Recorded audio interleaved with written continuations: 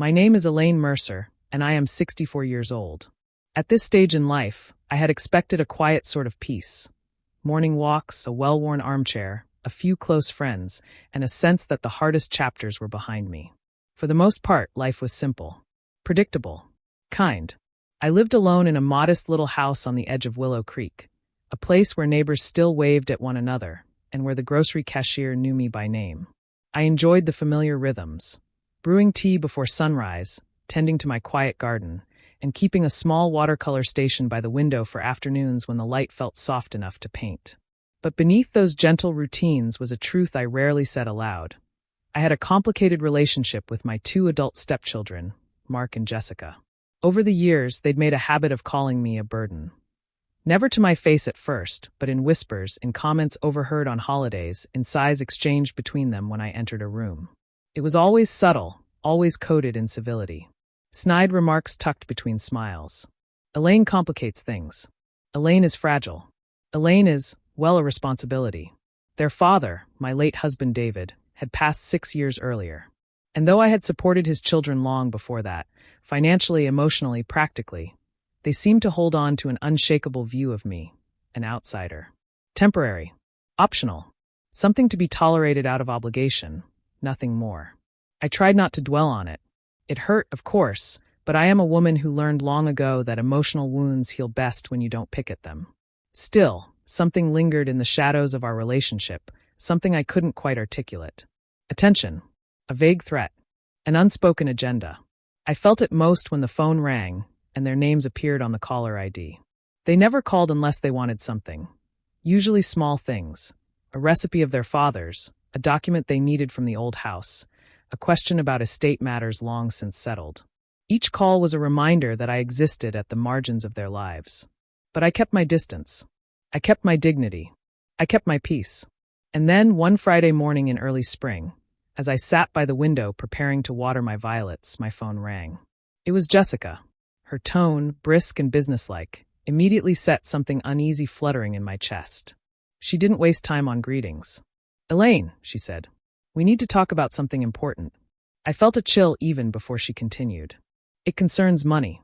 I didn't know then that her next sentence, 12 words exactly, would unravel years of illusion and reveal the truth with a sharpness I couldn't ignore. "We're going to need you to send us $12,000. The garden hose slipped from my hand. And just like that, my quiet little life shifted. Something in me woke up.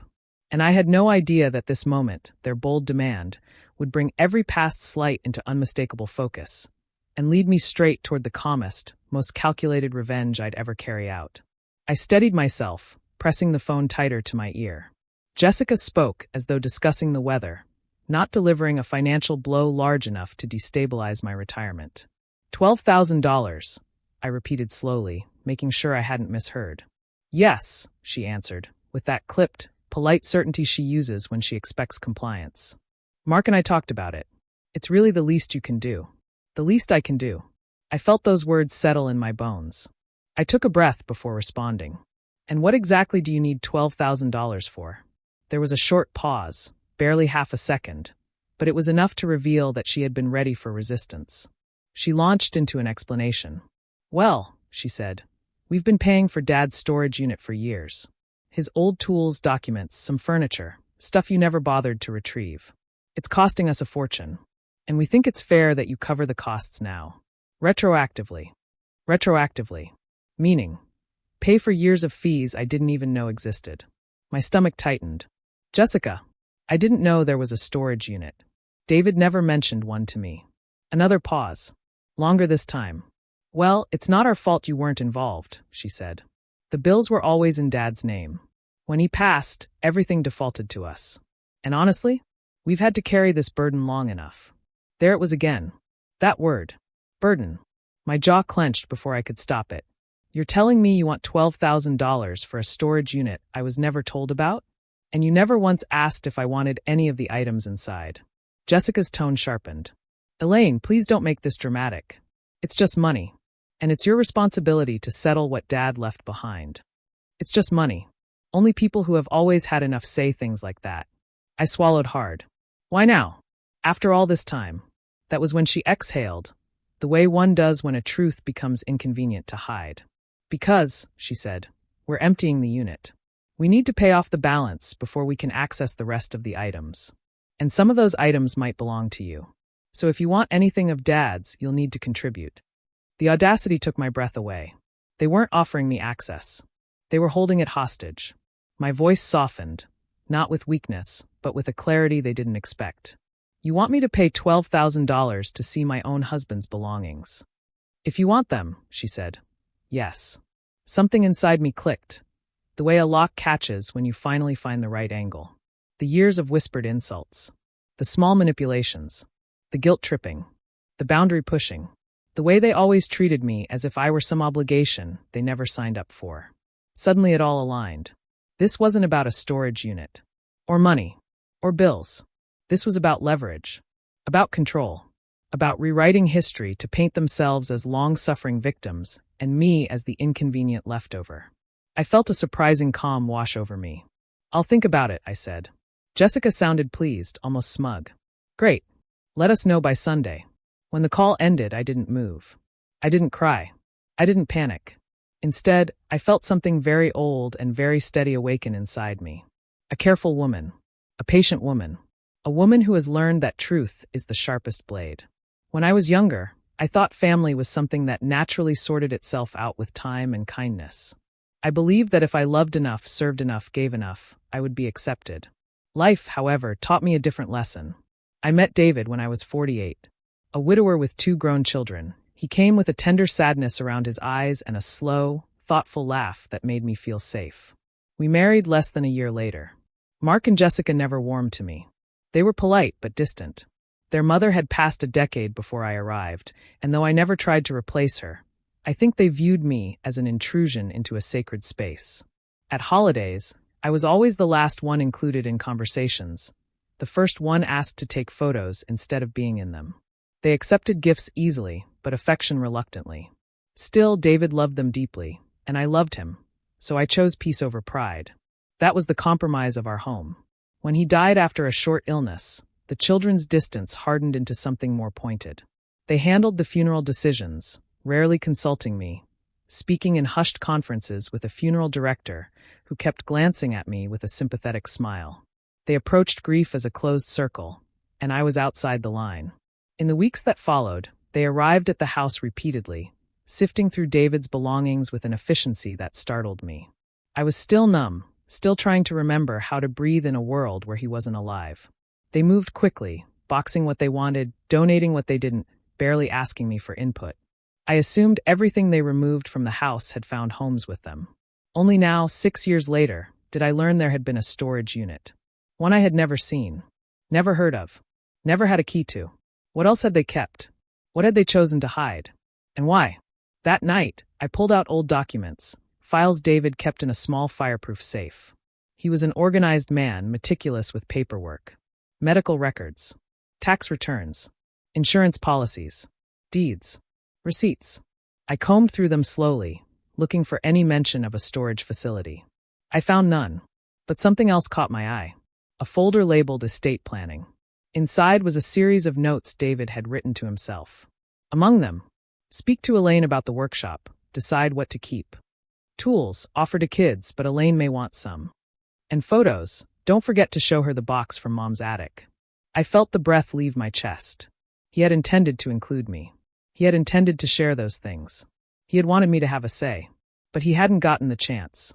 And once he was gone, his children made sure the chance never resurfaced. Sitting there on my living room floor, surrounded by papers, I felt a tremor of something sharp and cold. It wasn't grief. It wasn't anger. It was recognition. They hadn't just hidden the storage unit from me. They had hidden a part of him. They had controlled the narrative of his life and possessions, and by extension, my relationship with him. And now they wanted $12,000. Not for the unit, not for the items, but because they believed they could still dictate the terms. They believed I was passive, predictable, too soft to challenge them. But they had underestimated the one thing age gives you that youth rarely values: clarity. It was time to uncover the truth. The next morning, I began gathering information with the precision of someone who has spent a lifetime being underestimated. My first step was simple: find the storage facility. Jessica hadn't offered the name, of course. But I knew enough to piece things together. I went through Mark's social media. He used Facebook religiously to complain about every mild inconvenience in his life. And sure enough, 6 years earlier, he had posted about being stuck, paying Dad's stupid workshop unit bill again. Workshop unit. The facility was tagged in the location metadata. I wrote the name down. When I called the place, the manager, a kindly man named Ron, answered on the second ring. I explained who I was and asked whether there was a unit under my late husband's name. Yes, ma'am, he said. Unit 137. Been here a long time. Payments are behind, though. I hesitated before asking the next question. May I know who has access? He checked the record. 2 people. Mark Mercer and Jessica Daniels. No one else has ever been on the account. I felt that familiar sting, sharp but no longer surprising. Understood, I said quietly. One more question. If someone is a surviving spouse but not listed on the account, is there any way to gain access? Only with proof of identity, he said, and proof of relationship, such as a marriage certificate or death certificate naming the individual. If you have those, ma'am, you're legally entitled to access. I blinked. So they couldn't block me if I showed up with proper documents. Interesting. By noon, I had every document in a folder. Marriage certificate, death certificate, my ID, and a copy of David's estate statements. I drove to the facility. The moment I stepped inside, the scent of dust and motor oil hit me. The unmistakable smell of spaces filled with forgotten fragments of people's lives. Ron recognized me from the phone call. He studied my documents carefully, then nodded. All valid. You're his spouse. You're entitled. My pulse picked up. Unit 137 was down a long corridor lined with roll-up metal doors. Something in the air felt weighted, like stepping into a memory that had been sealed too long. When Ron lifted the door, dust spiraled into the light. Inside, I saw a large old wooden tool chest, 3 crates filled with notebooks, a box marked Elaine, another marked Mom's attic, and a sealed container labeled insurance/important. I froze. Why would they keep this from me? I moved deeper. On top of a crate lay a stack of envelopes, letters addressed to me, in David's handwriting. 21 letters, written during his last months. Unsent. My breath caught in my throat. My hands shook as I picked them up. Why had I never received these? Why were they here? I opened the first one. Elaine, if you're reading this, it means I didn't get the chance to say everything I needed to say. Please know that I love you, and I want you to have all the things that matter to me, especially the workshop tools and the family photographs. Tell the kids they need to respect your choices. The letter slipped from my fingers. He had intended all of this for me. He had put it in writing. He had documented his wishes. But someone had ensured I never saw those letters. Someone had blocked every path he had created. Someone who now wanted $12,000. I stood in that dim storage unit, heart pounding, and felt certainty settle over me like a stone sinking into water. This wasn't just neglect, or carelessness, or oversight. This was deliberate. And they had no idea that I now held proof. Hard written proof. Proof that would unravel every lie they had built. I went home with the folder of letters pressed tightly to my chest. I didn't open any others right away. I couldn't. Emotion has a weight, and mine felt like a boulder. But once I sat at my kitchen table, I forced myself to read every word. Letter after letter, David spoke with tenderness and urgency. In one, he described regrets about not protecting me from his children's coldness. In another, he wrote instructions about his tools, how he hoped I'd find a local community workshop to donate them to if I didn't want to keep them. In a third, he mentioned the storage unit directly. Make sure Elaine has access. She will know what to do with the items. Tell the kids not to make decisions without her. My throat tightened. He had known them well. What startled me most was the final letter, dated only a week before he died. If they try to control things, Elaine, don't be afraid to stand firm. Use the truth. It will always be enough. I pressed the paper to my forehead. That gentleness, his gentle strength, lingered even in ink. And I knew then that my revenge would not be loud. Not cruel. Not petty. It would be precise. Measured. Undeniable. Built entirely on truth. I spent the next 2 days going through the boxes from the unit. Inside the Elaine box, I found a small velvet pouch containing the necklace he had given me on our first anniversary. The one I thought I had misplaced. Inside the Mom's attic box were old family photos, albums meticulously labeled. Many featured David's mother, whom Jessica often boasted about resembling.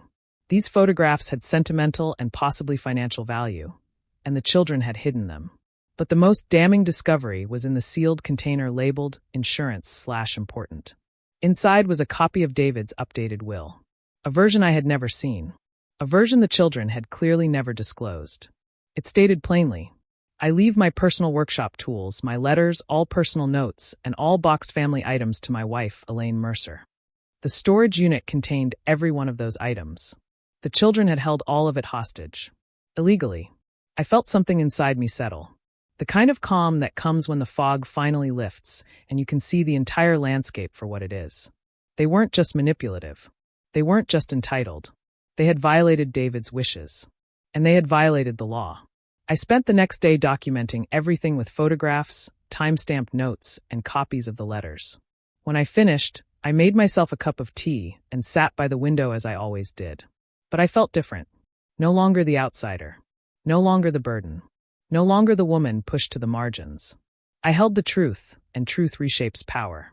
They wanted $12,000. Instead, they were about to receive something entirely unexpected. Accountability. I invited them to my house on Sunday afternoon, the deadline they had given me to agree to their demand. Mark arrived first, shoulders puffed with habitual self-importance. Jessica followed, expression tight, as though bracing herself for conflict she believed I lacked the spine to pursue. We sat in the living room, me in my armchair, them together on the couch opposite, a united front. "So," Jessica began, "about the $12,000. We won't be discussing payment," I said calmly. They exchanged a glance. Mark leaned forward. "Elaine, this isn't optional." "It actually is," I replied. "And more importantly, it's fraudulent." Their faces shifted. Before they could speak, I placed the folder on the coffee table. Slowly, deliberately, I slid it toward them. "This," I said, "is what your father intended." Mark frowned. "What is this?" Jessica opened the folder. Inside were copies of the will, photographs of the letters, images of the storage unit contents, a statement from the facility confirming I was the legal spouse with access rights. Jessica's eyes widened. Mark's jaw tightened. I kept my voice soft, steady. "You told me the storage unit was your burden. You told me I owed you for your trouble. But everything inside that unit, every letter, every tool, every personal item, was left to me." They said nothing. "You decided not to tell me it existed," I continued. "You decided to hide his letters. You decided to keep his belongings from me. And now you want $12,000. My silence after that sentence was deliberate. Let them sit in it. Let them feel the weight. Jessica finally spoke, her voice thin. "We didn't know about the will." I nodded once. "Then you should have looked. That was your responsibility." Mark's face flushed. "You can't accuse us of." "I'm not accusing you," I said. "I'm presenting facts." I leaned forward slightly. "You had no legal authority to withhold these items. You had no legal right to demand money. And you certainly had no right to intercept your father's final letters to his wife." Jessica paled. Mark opened his mouth, closed it, then tried again. "We were trying to protect you."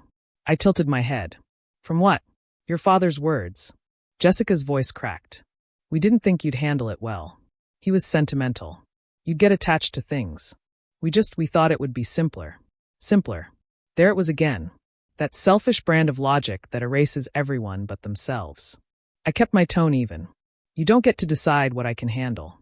You don't get to erase my marriage because it's simpler for you." They looked stunned that I wasn't shaking, wasn't emotional, wasn't begging. Just calm. Certain. Prepared. I placed one final item on the table, a letter in David's handwriting that included this sentence. "Make sure Elaine receives everything in the workshop. These items belong to her." Jessica covered her mouth. Mark's bravado faltered. I sat back. "I won't be paying $12,000. Instead, I will be assuming full legal control of the unit, as your father wished." They didn't argue. They couldn't. The truth was too clear. But I wasn't finished. "There will also be written acknowledgement," I said, "that you withheld these items and attempted to solicit money. If either of you attempt to challenge the transfer, I will consider pursuing legal action." The silence that followed was absolute. They signed. I watched their faces as they did. Faces of two people realizing that their version of the story, the fallout, began sooner than I expected. 2 days after the confrontation, Jessica called. Her voice trembled. Elaine, we're sorry. Truly. We didn't understand. But apologies made under pressure rarely hold weight. Still, I accepted her words with grace. I always believed forgiveness was a gift you give yourself first. Mark, on the other hand, retreated into silence. He didn't return messages. He didn't attempt to reconcile. I suspected shame was curdling into defensiveness, but that was his burden to confront, not mine. Within a week, I had legally transferred the storage unit into my name and paid the overdue balance. Not the $12,000 they claimed, but a far smaller, factual amount that reflected only the facility's true fees. I cleared the unit myself, sorted the tools, read and reread every letter, donated what I knew David wanted passed on. With each box I emptied, I felt a sense of restoration, of reclaiming not just his belongings, but the parts of our shared life that had been hijacked by other people's choices. Neighbors began noticing changes in me. I walked taller. I smiled more. Something about speaking the truth had unlocked a strength I forgot was still inside me. As for the children, word of the situation reached their extended family. Cousins, an aunt, even a close friend of their late mother who called to tell me, "You did the right thing, dear." They've always been headstrong. Consequences have a way of rippling outward. Their reputations took a bruise. Their certainty took a fracture. Their dynamic with me changed permanently. But the consequence I hadn't expected was this. I felt free. Free from their stories. Free from their labels. Free from the idea that I existed as a burden. Legacy, I realized, is not about possessions. It's about truth. David left me truth. They tried to bury it. But truth has a stubborn way of surviving. In the weeks that followed, I found myself returning to one of David's final lines. Use the truth. It will always be enough. He was right. The truth didn't need anger. It didn't need shouting. It didn't need revenge served with cruelty. It only needed a steady voice and the courage to stand in it. I am 64 years old, and I have lived long enough to know that people reveal their character when they believe no one is watching. Mark and Jessica revealed theirs when they hid the storage unit, when they concealed the letters, when they demanded $12,000 for access to my own husband's memories. But I revealed mine when I chose to confront them not with venom, but with clarity. My revenge was simple. I told the truth. I documented everything. I held the line, and the truth rebuilt what they tried to take. Today, the letters sit neatly organized in a wooden box beside my reading chair.